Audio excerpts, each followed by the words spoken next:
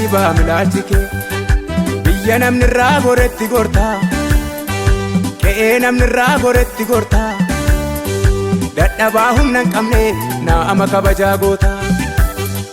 Na dhibaa milaalchi kee biyya namni irraa goretti gortaa qe'ee namni irraa goretti gortaa dadhabaa humna hin qabne naama kabajaa gootaa.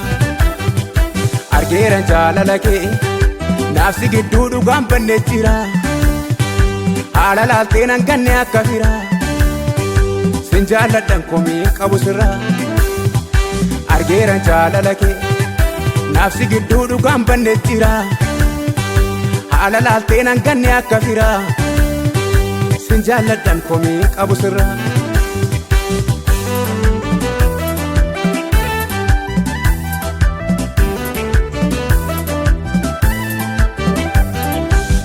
Hundumtuu narraa gorraani anattuu situ gore akka har'aa kana miti madaa kootu siin qore maaliifan si dagadhaa anoo du'an siin oole nama namni irraa gore karaarraa jal'ifatu kunoo kaaddanaan nageesse garaan koo sin dagatu gargaaraa dhala hiyyeessaa mudaa kee maal dubbatu.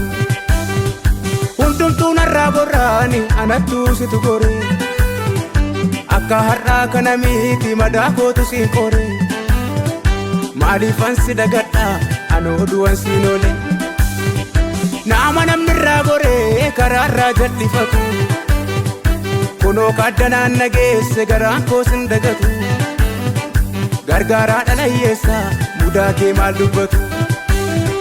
Na dhibaa milaalchi kee biyya namni irraa goretti gortaa qe'ee namni irraa goretti gortaa dadhabaa humna hin qabne naama kabajaa gootaa.